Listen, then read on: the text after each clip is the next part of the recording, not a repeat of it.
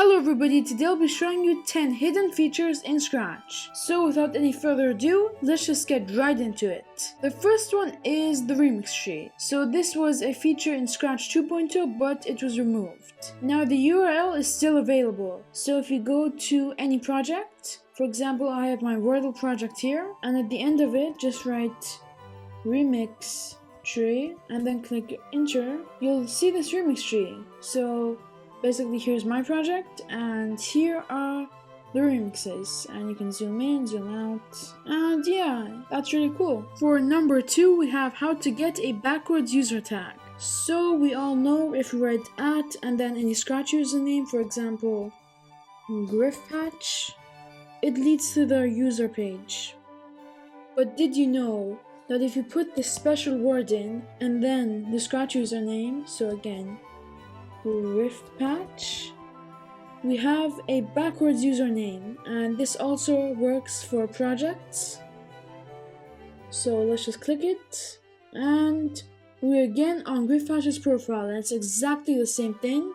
The only thing that changed was the link. Number 3 is turbo mode. So here's the project Apple version 1.4 by griffpatch, and when you click play, it's just a normal project, you know, a normal platformer. We have to get the apples, dodge the spikes.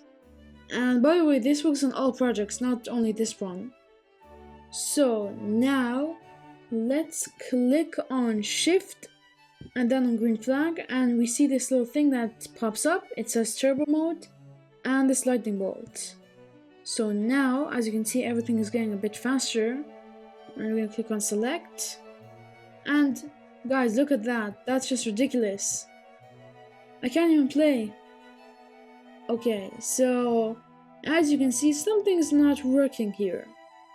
Well, what Turbo Warp does is it removes the pauses between blocks, and this causes a lot of projects to be broken, like this one. So let's move on to the next one. You've probably seen this sign in your shared projects and thought, what does it mean? Like, look at this one, everything is filled out except for this one, and this is true for all my projects. So what it actually is, if you go to my studio, so I've got 17 of them. So for example 48 games by Simon48, it has 5, or this one has 4.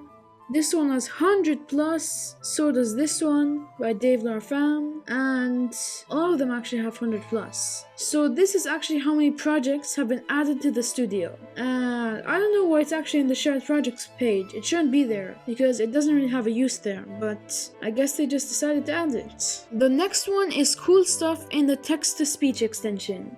So you're going to choose the extension text-to-speech, then let me just set the voice to tenor, and let's let it speak this smiley face. Smile.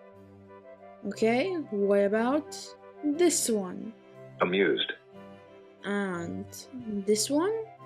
Tongue. As you can see, those work, and we can even have emojis. So let me just click on this cool emoji. Cool face. Or this smiling emoji, Smiley face.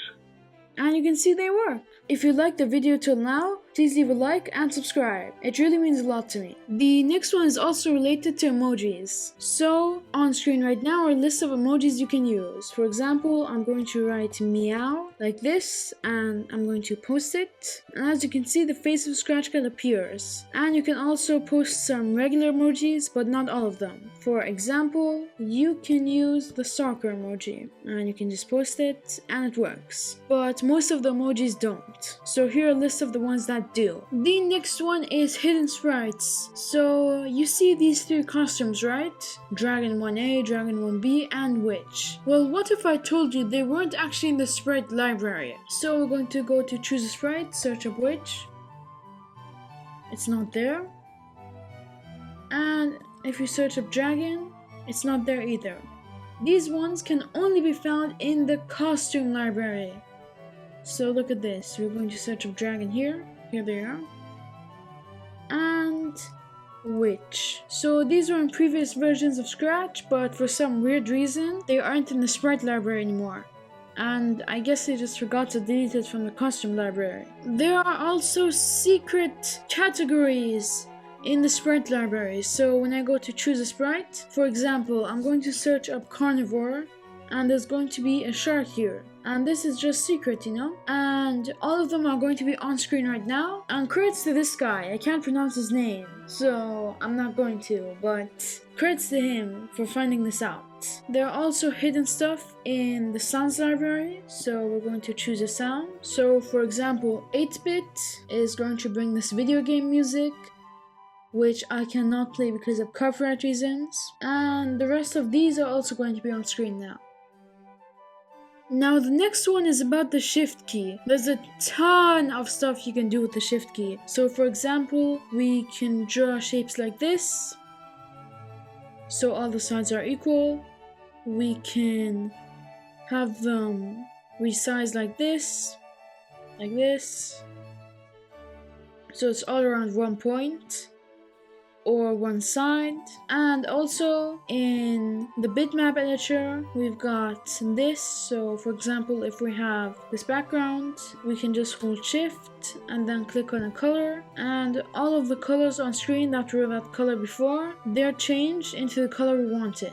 I really hope you enjoyed this video. If you did, please leave a like and subscribe, and if you liked this video, then watch this one too.